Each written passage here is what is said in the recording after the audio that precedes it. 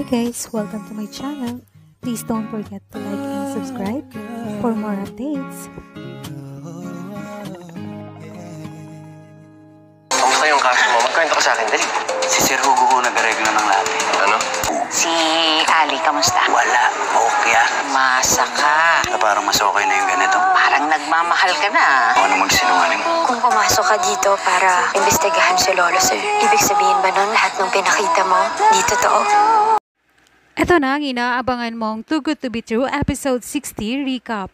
Sa sobrang sakit na nararamdaman ni Lolo Sir ay sinabi ni Ali na kung ano man ang pinagdadaanan niya ay nasa tabi niya lang ito. At minsan nurse siya at minsan ay kaibigan din. Hindi naman makapagsalita si Lolo Sir at iyak pa rin siya ng iyak. Nang lumabas naman si Ali ay kinausap niya si Badong at tinanong niya kung ano ang nangyari kay Eloy at Lolo Sir. Sinabi ni Badong na hindi niya narinig at itanong na lang ito kay Eloy. Kaya si Ali ay iti-text si Eloy pero kapag nakapag-type na siya ng iti-text niya ay hindi niya ito masend dahil nagdadalawang isip siya. Habang nagte-text naman siya ay tumawag si Eloy at siya ay nasa gate na. Sinabi ni Ali kay Eloy na nakalaya ka na pala at tanong niya pa kung nag-away ba silang dalawa ni Lolo Sir. Sagot naman ni Eloy na kaya siya nakalaya dahil tinulungan siya ni Lolo Sir. Dagdag pa niya na hindi naging okay ang pag-uusap nila ni Lolo Sir kaya siya ay pumunta para malaman kung kumusta na si Lolo Sir. Sinabi naman ni Ali na hindi pa okay si Lolo Sir. Sinabi ni Eloy na hinahanap ni Lolo Sir si Hana, kaya tanong ni Ali kung ano ba ang meron sa kanilang dalawa dahil sa tuwing nababanggit si Hana ay laging apektado si Sir. Sagot naman ni Eloy na baka si Hana ay may alam sa lahat ng ginawa ni Lolo Sir pati na rin ang nangyari sa magulang niya. Dagdag pa ni Eloy na noon ay akala niya may kinalaman si Lolo Sir sa land grabbing, kaya naman siya ay namasukan na mekaniko. Pero pagkatapos ng lahat ng nalaman niya ay mukhang mas marami palang dahilan kaya hinahanap niya si Hana. Kaya tanong naman ni Ali sa kanya kung sinabi niya lahat yon kay Lolo Sir. Sagot naman ni Eloy na ayaw niya nang magsinungaling. Kaya tanong ni Ali kay Eloy kung talagang may kinalaman si Lolo Sir. Sagot naman ni Eloy na yon ang inaalam pa niya. Nang magpapaalam na si Eloy na uuwi na siya ay bigla siyang tinawag ni Ali at tanong niya, noong pumasok ka dito para imbestigahan si Lolo Sir, ibig sabihin ba noon lahat ng pinakita mo, lahat yon hindi totoo? Ginawa mo lang ba yon para mapalapit sa kanya? Bigla namang naalala ni Eloy ang masasayang magkasama silang tatlo nila Lolo Sir. Sinagot naman ni Eloy si Ali at sinabi niyang ang lahat ng pinakita niya ay totoo. Sa kabilang banda naman ay nag-aalala naman si Tox at Red kay Ice dahil iniisip nilang may babae si Ice at sa computer niya dinadala dahil takosa si Ice. Hindi naman naniniwala si Tox na magagawa yon ni Ice dahil siya ay matino. Dahil doon ay nakipagpustahan pa siya kay Red na talagang loyal si Ice sa asawa niya. Samantala habang nag-aayos naman ng sasakyan si Eloy ay natanong siya ni Lola Hart kung ano ang problema niya. Tinanong ni Lola Hart kung kamusta na si Ali. Sagot naman ni Eloy na ang focus niya lang ngayon ay ang nangyari sa kanyang magulang. Dagdag pa niya na si Ali ay mahirap timplahin at akala ni Eloy ay meron pero wala dahil bokya siya. Dahil nasabi sa kanya ni Ali na nagigilty siya kaya siya bumawi. At sinabi rin ni Eloy na mas okay na lang na distansya muna silang dalawa dahil masyado nang magulo ang nangyayari.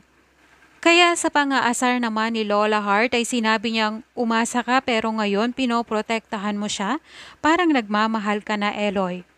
Sagot naman ni Eloy, sino naman po bang hindi mapapamahal sa babaeng masyadong pabida? Doon ay kinikilig naman si Lola Hart sa sagot ni Eloy. Gayunpaman si Ali naman ay naalala niya ang mga sweet moment nila ni Eloy. Sa kabilang banda naman ay tinawagan ni Eloy ang kanyang papa at masayang masaya si Fred na nakalaya na si Eloy. Pero dahil bawal ang cellphone sa kulungan at may guard na nagbabantay, nagmamadali na si Fred kaya hindi niya nakausap ng maayos si Eloy at sinabi na lang niya na dalawin siya. Samantala ang attorney naman ni Fred ay dinalaw ni Helena. Sinabi ni Helena kay attorney na interesado siya sa kaso ni Red Borja. Gayunpaman, dumalaw naman si Eloy at Lola Hart sa kulungan at masayang-masaya naman si Fred nang makita niya si Eloy. Nagtataka naman si Fred na kahit patong-patong ang kaso ni Eloy ay nagawang ilabas ni Atty. Bayados. Kaya tanong ni Fred kay Eloy kung paano nagawa ito ni attorney. Sagot naman ni Eloy na si Lolo Sir ang nag-areglo ng lahat, pati na rin ang pagpiyansa sa kanya. Sa kabilang banda naman ang papaalis na sila Lolo Sir Ali at Jill, habang naglalakad si Lolo Sir ay bigla siyang napahinto at napatulala. Dahil doon ay nalaglag ni Lolo Sir ang bag na dala niya. Tuluyan na nga bang malalaman ni Jill ang sakit ni Lolo Sir at matatagalan na naman ba ang paglaya ni Fred dahil may masamang plano si Helena? At may pag-asa pa kaya ang pagmamahalan ni Eloy at Ali? Yan ang aabangan natin sa susunod na episode ng Too Good to Be True. We don't have to start the day yet. I just wanna stay, even if we run late. This morning let's take our time. Everybody needs a break like sometimes. Wait for just an hour more. What's the rush? Who's calling? Who's calling? I won't ask for much. All I want is sleeping on a Sunday. The morning can put the day on hold. And if we want a sun ray, you know we can pull it from the window pane. Can save our energy for harder days. Stay a minute or just wait until Monday. Can we just stay in bed and watch the world go by? What a long night, the week was dragging by. I deserve a morning for myself and I. Proud of my work, I turned it around. I'm burning the fuse, I don't wanna burn out. Gotta stay mindful, right? Nobody's calling me, so what's the rush? Who's waiting? Who's waiting? Ask for much.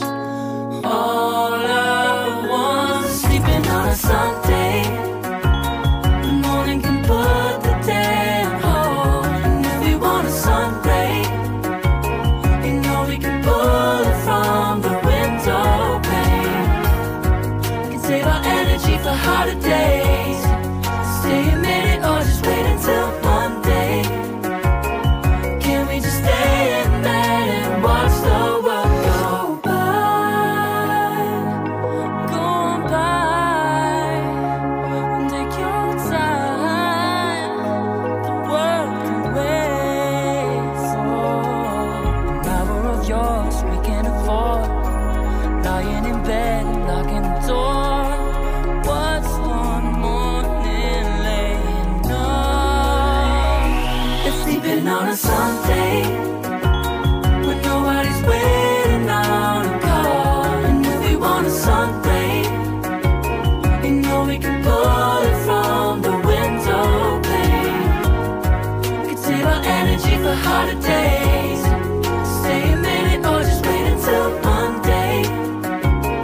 Can we just stay in bed and watch the world turn to Sunday when nobody's waiting on a call? And if we want a sun ray, you know we can pull it from the window pane. We can save our energy for harder days.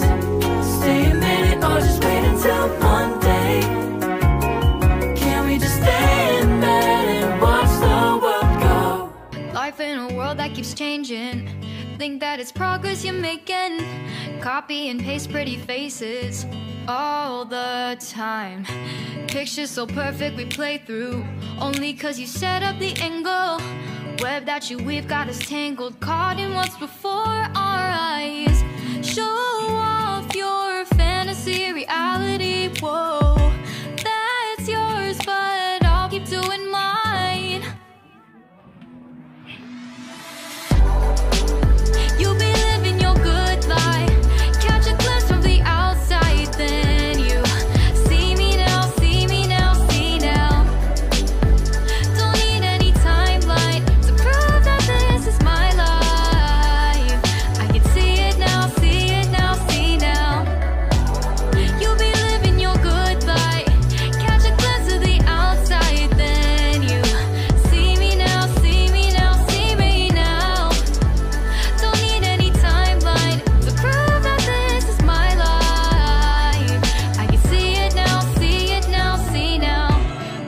Successful people still make mistakes. It isn't perfection, what is it we chase? Bow for your 15 seconds of fame.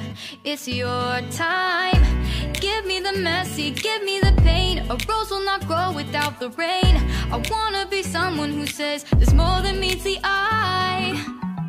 Show off your fantasy, reality, whoa.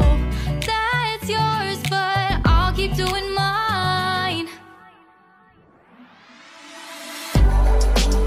You'll be living your good life. Catch a glimpse of the outside, then you see me now, see me now, see now. Don't need any timeline to prove that this is my life. I can see it now, see it now, see now.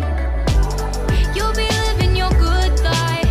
Catch a glimpse of the outside, then you see me now, see me now, see me now. Don't need any timeline to prove that this is my life. I can see it now, see it now, see now. Best foot forward, don't catch you slipping. Never know the things that you're feeling. Capture your body, get your best side. Breathe in the world, fake us a smile. Walk in the lines, fine. But I hope one day you'll break through.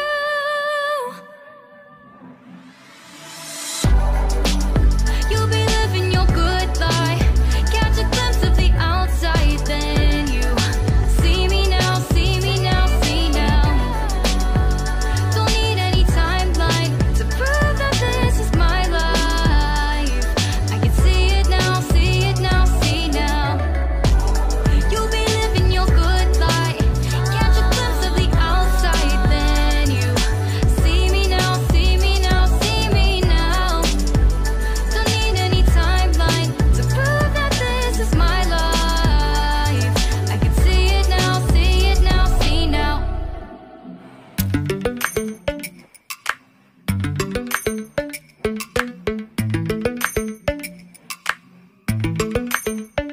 Lately, I've been lying to myself. No, I need to get some help. Hoping you could save me, baby. Put our pictures on the shelf. Swore I'm over you, oh well, it's not that easy. Waking up in this place all alone. Staying up night and day on the phone. I need me to be whole again. Thought you were the piece missing from last.